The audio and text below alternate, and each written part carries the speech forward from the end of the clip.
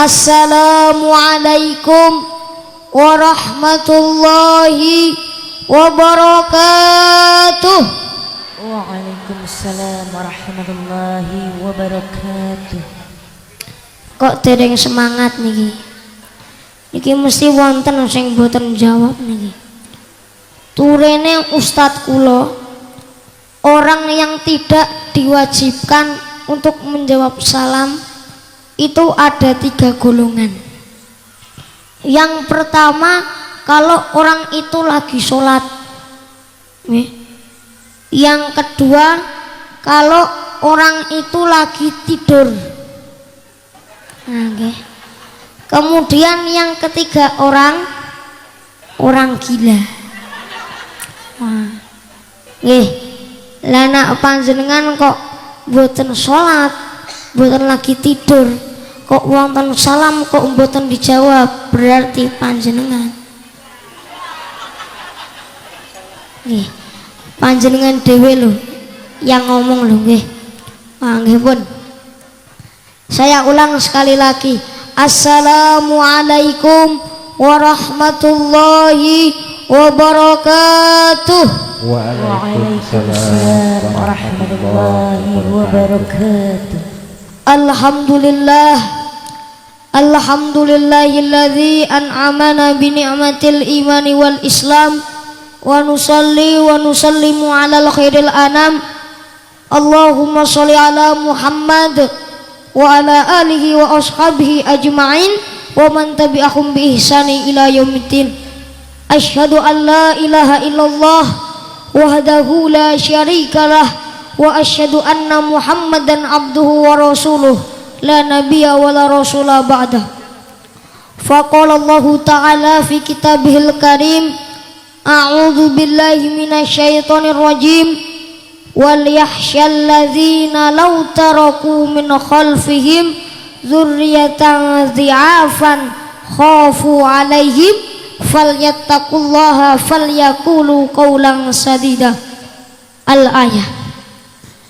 Hadaratal muhtaramin, wonten ngarsanipun para kiai, para alim, para ulama, sesepuh saha pini sepuh ingkang tansah kula bektosi, yang saya hormati pimpinan cabang, pimpinan ranting baik dari Muhammadiyah maupun Nahdlatul Ulama yang saya hormati pula.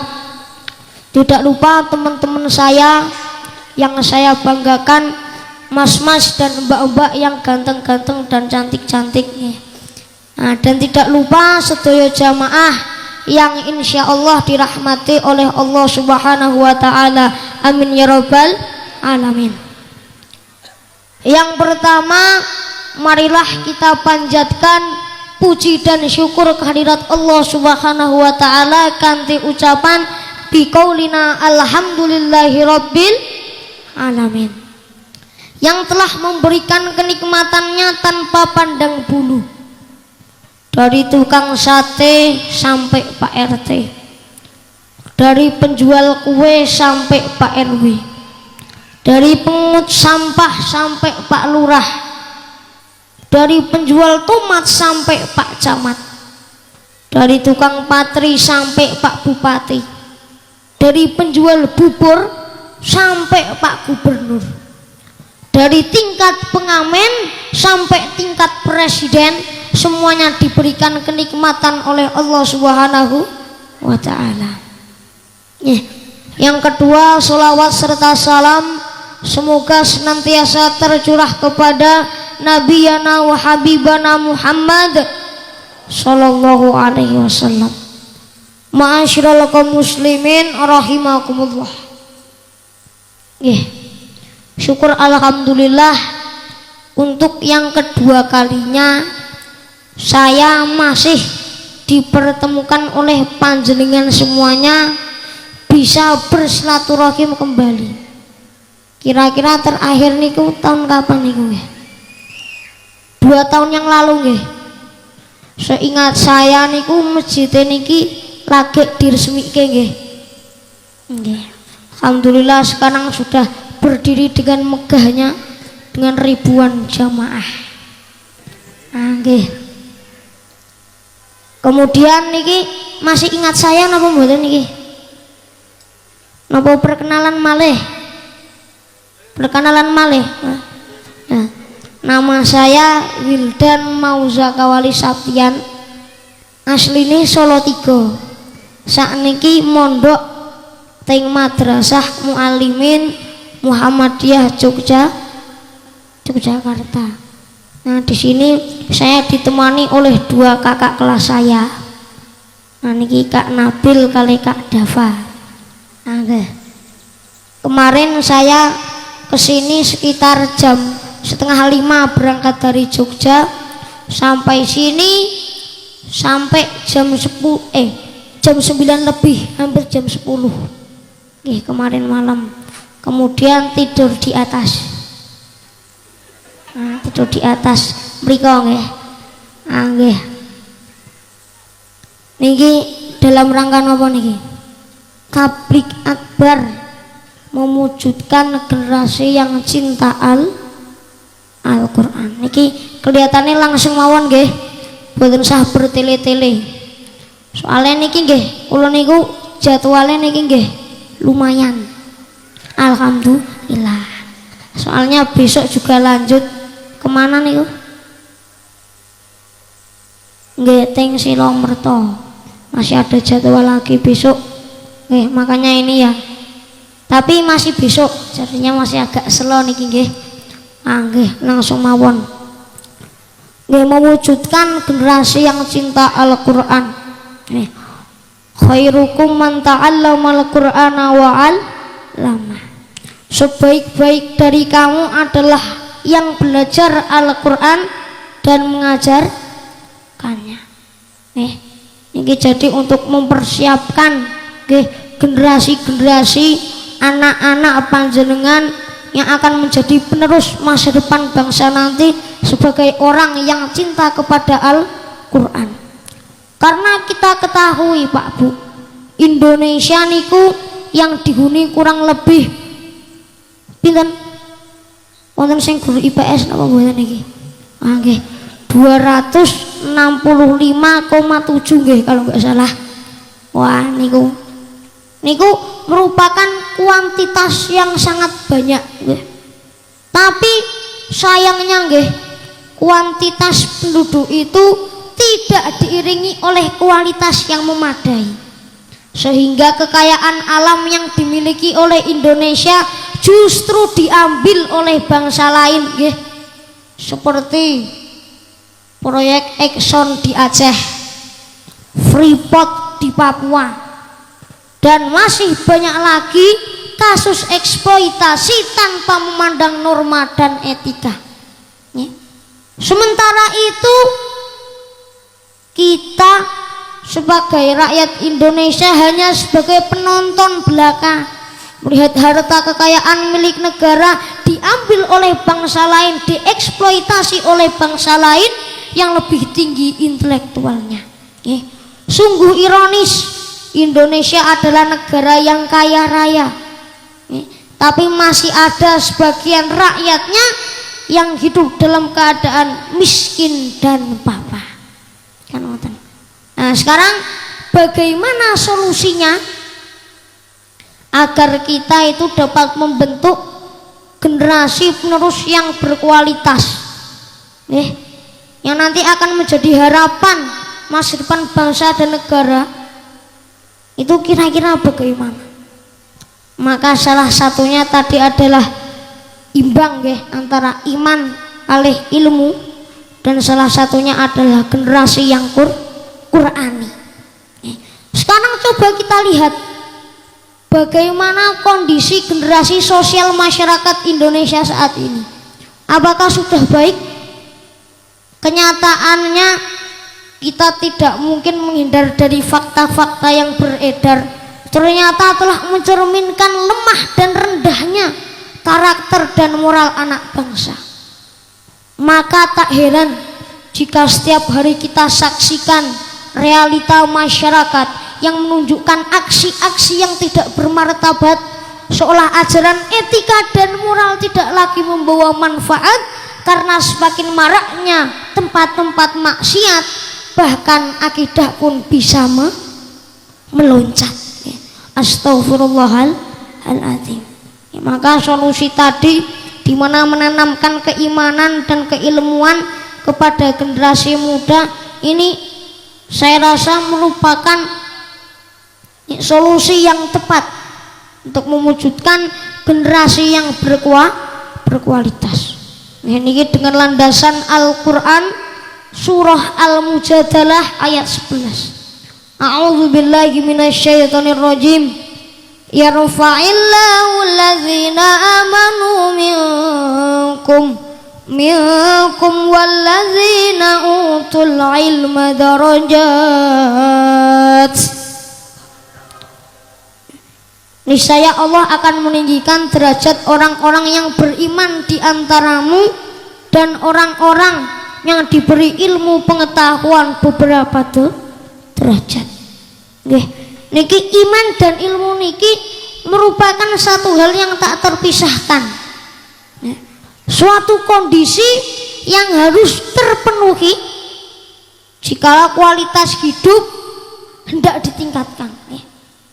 Keimanan tanpa keilmuan hanya akan membentuk pribadi-pribadi yang statis. Sedangkan keilmuan tanpa keimanan hanya akan menghasilkan manusia-manusia ingkar yang kelak pada masanya hanya akan melakukan kerusakan-kerusakan di muka bumi. Nabi kita sinten?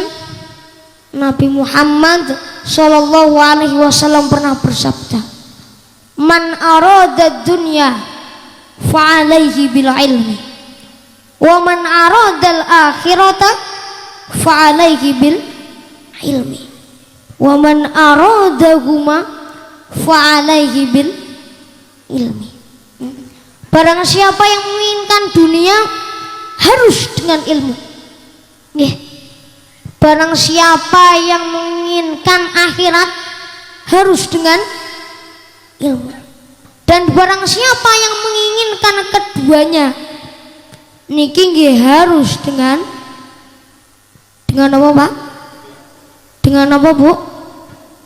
Ilmu. Dengan ilmu. Nah, sekarang yang menjadi pertanyaannya, bagaimana nggih kita sedaya lan panjenengan sami niki dapat mewujudkan generasi yang imbang antara iman dan ilmunya? Salah satunya kita kembali ke Quran, kita menjadi seorang yang Qurani. Kemudian terus yang ada di dalam Quran ini kita amalkan dalam kehidupan sehari-hari. Jadi jika kita ingin membentuk generasi yang berkualitas tadi, kita kembali ke Quran. Bagaimana dulu Ibrahim muda yang dengan kegigihannya mencari Tuhan, ibaratnya kritis nggih. Berpikir nih Nabi Ibrahim, mosok batu seperti ini kok disembah, berhala seperti ini kok disembah, padahal kan mboten iso ngomong nggih. Gur meneng ngeten iki tok. Terus disembah ngoten niku nggih. Nah, ngoten niku. Masa itu disembah? Nah, kemudian akhirnya beliau mencari Tuhan. Kemudian setelah beliau mendapatkan Tuhannya, yaitu Allah Subhanahu wa taala, beliau beramar ma'ruf nahi munkar. Dia mengajak kepada kaumnya untuk beriman kepada Allah. Dimana tercantum dalam Al-Quran surah Al-Anbiya ayat 58, faja'alahum judadzan illa kabiran lahum la'allahum ilaihi yarji'un. Maka Ibrahim menghancurkan berhala-berhala itu berkeping-keping kecuali yang terbesar yaitu induknya, supaya mereka kembali untuk bertanya kepadanya. Nah, seperti itu. Kemudian kita kembali kepada bagaimana anak dari Nabi Ibrahim, Nabi Ismail, di mana ketaatannya kepada orang tua dan mematuhi perintah Allah, ketaatannya kepada orang tua, birrul walidain dan lain sebagainya. Kemudian kita kembali pada Nabi Yusuf, di mana saat masih kecil ditelantarkan oleh saudara-saudaranya, diceburkan di sumur, kemudian dijual dengan harga yang murah tapi beliau memanfaatkan potensi yang dimilikinya. Apa? Kegantengannya. Wis. Niki sing ganteng angkat tangan. Wah, kayak yang laki-laki kok pada nggak angkat tangan? Kan semuanya ganteng toh? Wah, nggih ngeten iki. Itu memanfaatkan yang namanya potensinya itu untuk kemaslahatan umat dan lain sebagainya. Nah, sekarang kalau masih kejauhan nggih, tadi kan nabi nggih. Mungkin dong lo, wah nabi kaduan kan ngoten. Kita turun lagi. Bagaimana Sayyidina Ali yang dulu itu masih muda. Kemudian kalau kejauhan kita lihat bagaimana Al-Fatih yang pada umur 18 tahun sudah dapat menghancurkan Konstantinopel dan lain sebagainya. Kita teladani, kita kembali ke masa lalu yang ada di Quran. Kemudian setelah itu kita amalkan bagaimana sih sifat-sifat para pendahulu kita ini yang dulunya telah membawa kejayaan Islam, yang dulu telah membawa kejayaan Islam ini menjadi pusat peradaban dunia dulunya. Kita amalkan dalam kehidupan sehari-hari. Nah, sifat-sifat mereka ini bagaimana diterapkan pada pemuda zaman now? Bagaimana sifat-sifat mereka ini diterapkan pada pemuda zaman now, zaman sekarang? Insya Allah jika sifat-sifat mereka ini diterapkan pada pemuda zaman sekarang, maka pemuda zaman sekarang akan menjadi pemuda yang imbang antara iman dan ilmunya, kemudian menjadi pemuda yang berkualitas yang akan menjadi harapan bangsa, negara dan agama. Kan ngoten. Dan sekarang yang menjadi pertanyaannya, bagaimana cara kita mendidik anak-anak kita agar menjadi anak-anak yang imbang antara iman dan ilmunya, yang menjadi harapan bangsa, negara dan agama. Salah satu solusinya adalah jenengan nyekolahke anake panjenengan teng Madrasah Muallimin Muhammadiyah Yogyakarta. Nah, niki sekaligus promosi. Karena apa? Kalau di pondok pesantren niku nggih, teng pondok kula, anak panjenengan niku tidak seperti nanti di sekolah umum, nggih. Kalau panjenengan nyekolahke anake panjenengan di sekolah umum, belajar ilmu umum sudah, panjenengan mboten iso jamin pas di luar, pas bergaul dengan teman-teman bagaimana. Kira-kira pas maghrib do ngaji apa ndok delok TV? Nggih. Padha sinau napa melu ibuke ndelok film India ning Antv. Ngoten nggih. Kula apal ngoten niku, masalahe nggih. Soalnya ya emang ini kejadian-kejadian umum yang kita amati sekarang ini nggih. Kira-kira apakah kita bisa menjamin anak-anak panjenengan sami niku pas teng omah bengine ngaji apa dolan bergaule seperti apa, kita tidak bisa menjamin.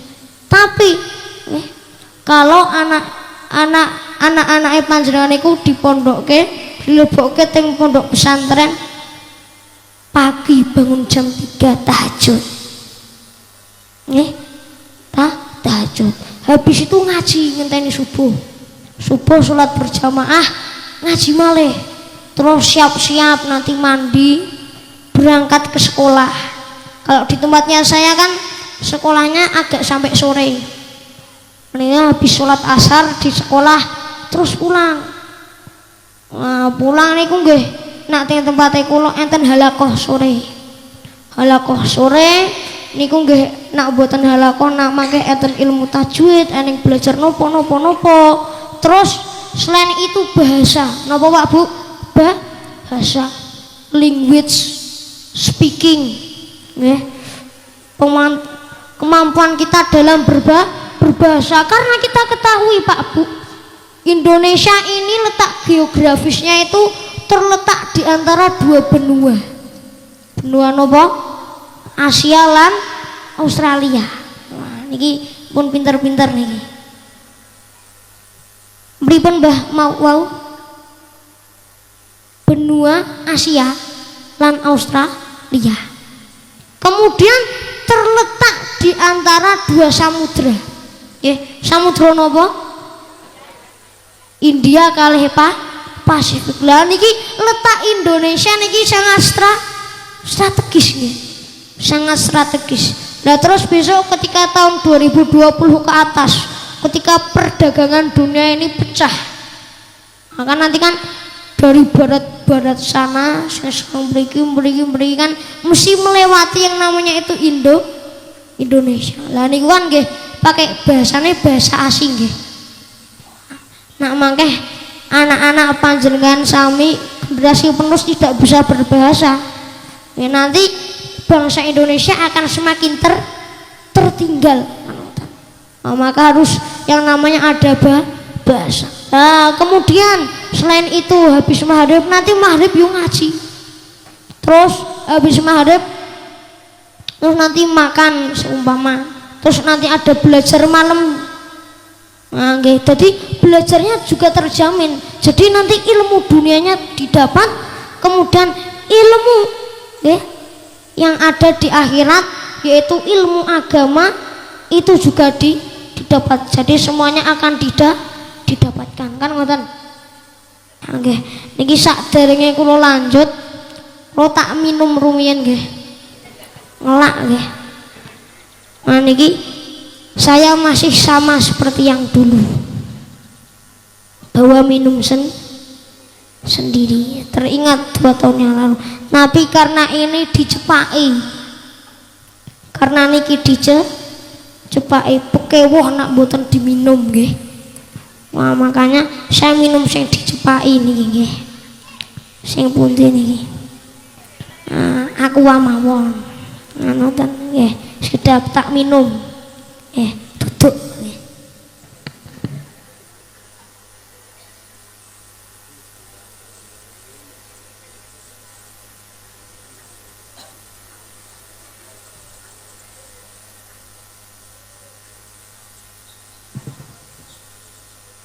Alhamdulillah segar. Nggih, segar. Nggih pun lanjut. Oh, sampai apa tadi? Sampai promosi nggih. Wah nggih, sampai promosi. Dah kelewat promosi. Niki kita kok do bosen nggih. Nyanyi, Mbak. Ning kula bingung niki ajeng nyanyi apa. Monggo jenengan nyanyi rumiyin kula tak leren. Monggo. Mosok nak baru dateng tadi turune wonten truk pasir ngoten nggih. Makanya nyanyi ini kan sedikit nggih. Usake. Monggo. Nyanyi napa ngoten nggih. Saya tak tutuk minum.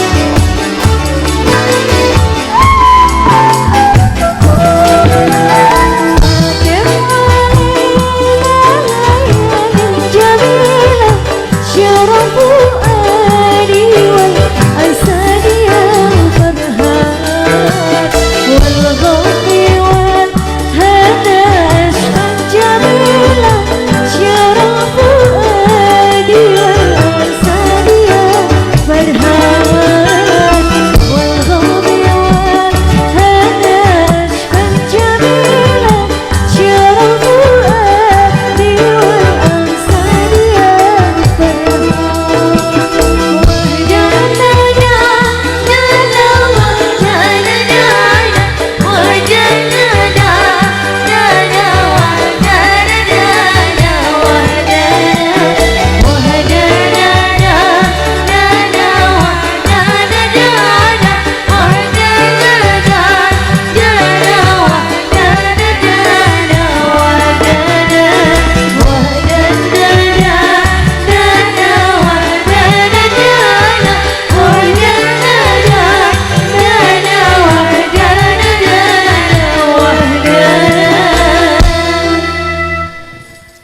Bun, nggih pun.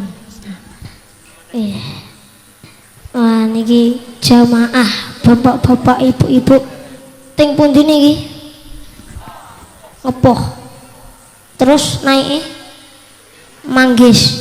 Terus naik malih Leksono. Wah nggih. Kula niki sing penasaran Manggis. Dari dulu pas 2 tahun yang lalu iki namine nggih tetep Manggis. Tapi pertanyaannya buahnya salah. Manggis tapi buahnya salah. Nggih sampai sekarang kula nate mriki niki diajari teknik salah. Cerot ngeten. Dimripun nggih? Dipetek ngeten nggih. Krek ngeten.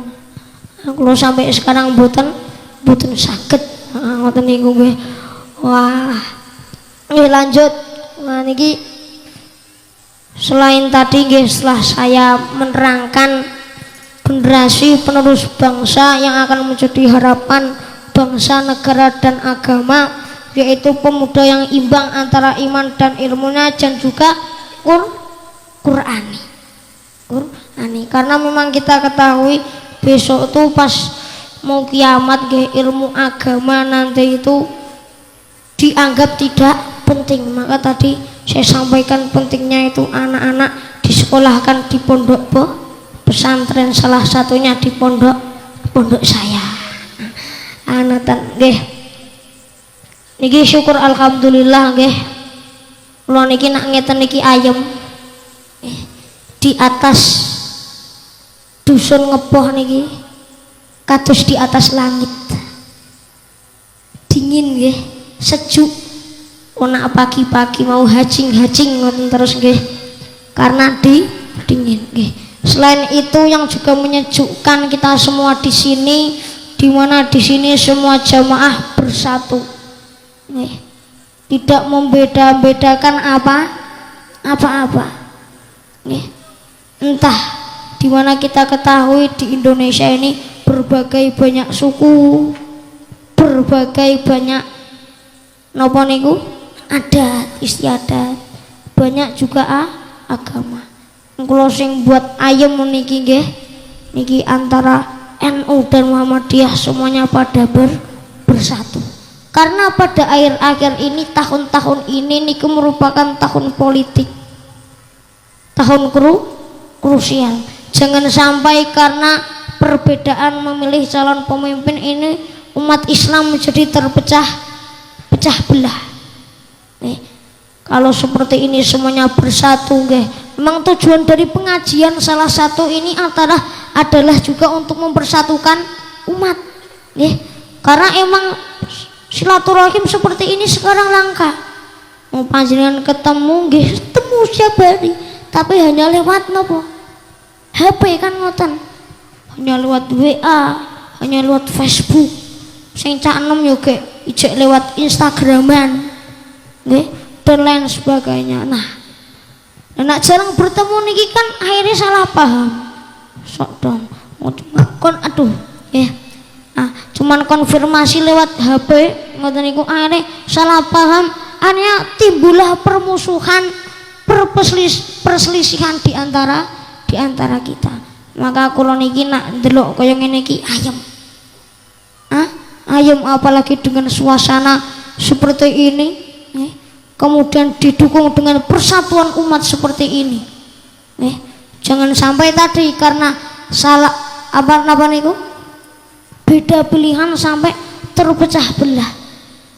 Sekarang saya tanya, kalau anak panjenengan niku sakit, niku yang nilai anak panjenengan sinten?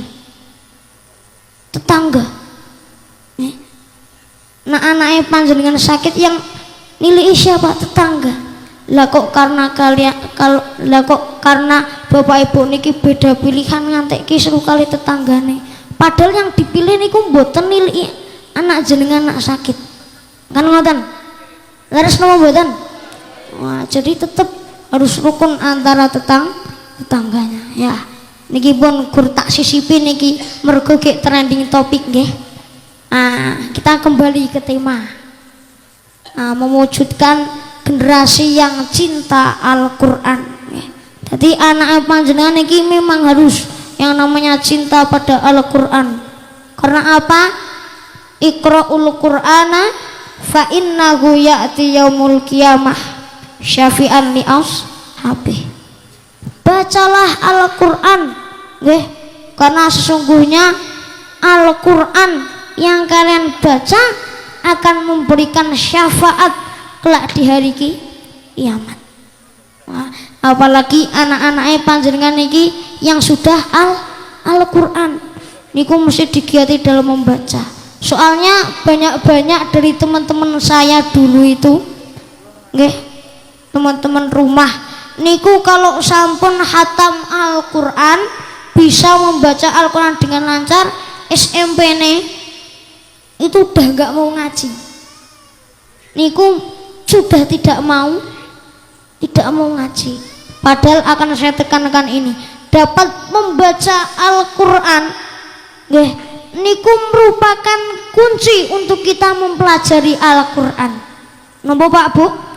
Dapat membaca Al-Qur'an niku merupakan kunci untuk kita dapat mempelajari Al-Qur'an. Wah, nggih.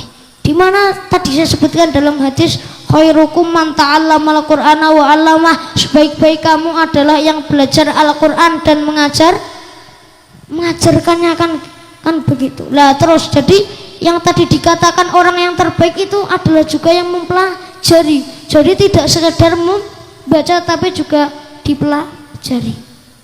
Jadi Pak Bu, menjadi apapun itu baik, tapi lebih baik menjadi seseorang yang selalu belajar Al-Qur'an. Menjadi Pak RT itu baik, tapi lebih baik menjadi seorang RT yang selalu belajar dan mengajarkan Al-Qur'an. Menjadi RW itu baik, tapi lebih baik menjadi RW yang selalu belajar dan mengajarkan Al-Qur'an. Dengan jadi pejabat dari tingkat RT sampai tingkat presiden, semuanya itu baik, tapi lebih baik menjadi seorang yang belajar dan mengajarkan Al-Qur'an. Dengan menjadi guru, menjadi pedagang, itu semuanya baik. Jika Anda juga belajar dan mengajarkan Al-Qur'an kan ngoten. Pak Bu, jam pinten niki? 11:30. Oh nggih. Luhur jam pinten Pak Bu? Jam pinten? Jam pinten? 11:30. Nah, kinten-kinten niki sampun memasuki waktu zuhur. Ya, niki tak lanjutke sebentar lagi nggih. Niki. Nggih, tadi harus menciptakan generasi yang cinta Al-Qur'an. Nah, apalagi kalau sudah lancar membaca Al-Qur'an, nanti dilanjutkan dengan menghafal Al-Qur'an. Kalih teng asrama kula niku asrama 6, asrama tahfidz. Contohnya kakak kelas saya ini yang mendampingi Kak Nabil niki sampun hafiz. Nah, sampun hafiz. Nah, anak-anak panjenengan niku hafiz. Besok niku dapat mengangkat orang tuanya ke dalam surga, dikei mahkota, dikei jubah. Dan itu orang yang menghafal Al-Quran itu sudah tidak sekedar hamba Allah tingkatannya, tapi juga keluarga Allah. Sekarang tak tanyai, sing anak-anak rumian, pengen gak jadi seorang yang hafal Quran? Angkat tangan. Lu anak-anak kok mboten angkat tangan lho, niku adike malah angkat tangan niku. Adik bayi ya. Niki sing teng mriki.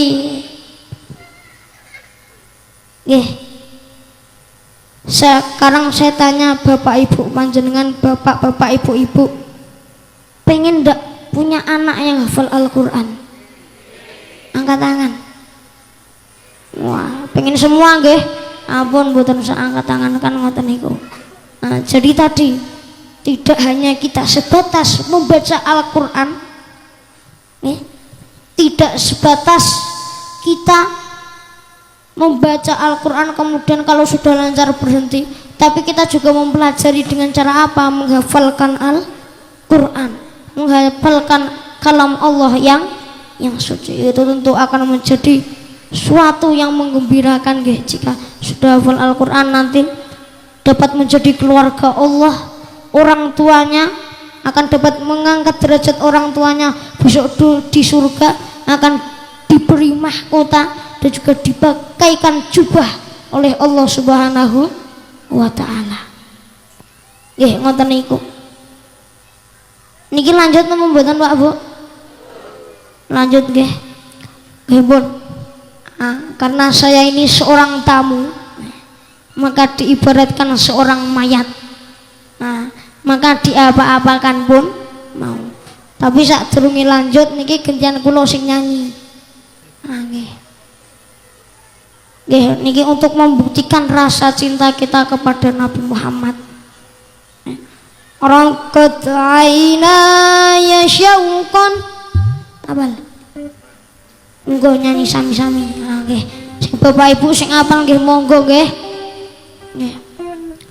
Orang kataina ya syauqan wali taibata dharufata ashqan fa'ataitu ila bibi fahda ya qalbu wa rifqan salli ala Muhammad assalamu alaika ya Rasulullah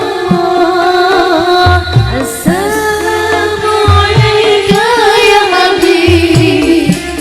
Habibullah assalamu alaika ya Rasulullah assalamu alaika ya habibi ya Habibullah ya Rasulullah qalbun bil haqqi ta'allaq wa bi ghari qira'at ta'allaq ya baki yas'al khaliqahu fa'atahu al-wahyu fa'ashraq qalbun bil haqqi ta'allaq wa bi ghari qira'at ta'allaq ya baki yas'al khaliqahu fa'atahu al-wahyu fa'ashraq Iqra ya Muhammad assalamu alaika ya Rasulullah assalamu alaika ya habibi ya Habibullah assalamu alaika ya Rasulullah assalamu alaika ya habibi ya Habibullah qalbun bil haqqi ta'allaq wa bi ghari qira'at ta'allaq ya baki yas'al khaliqahu fa'atahu al-wahyu fa'ashraq Iqra ya Muhammad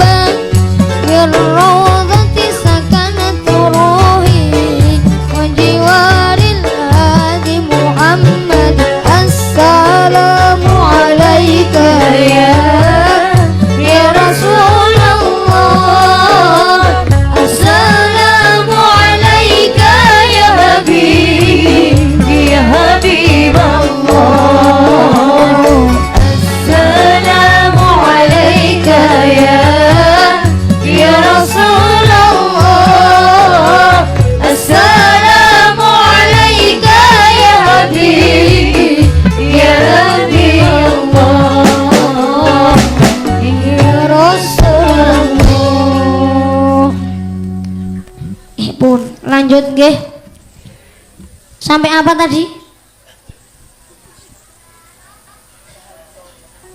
Sampai apa tadi? Nah, yang cinta Al-Quran tadi habis bahas penghafal Al-Quran ya. Nah, selain itu, selain kita membaca Al-Quran, kita pelajari dengan menghafal, kemudian seterusnya adalah kita berikan sikap akhlak sebagai seorang yang cinta kepada Al-Quran. Kira-kira akhlaknya seperti apa? Kira-kira sikap kepada orang tua seperti apa? Kira-kira tutur kata kita kepada orang yang lebih tua bagaimana? Pak, Bu, sampun nggih? Sampun nggih? Kok dereng?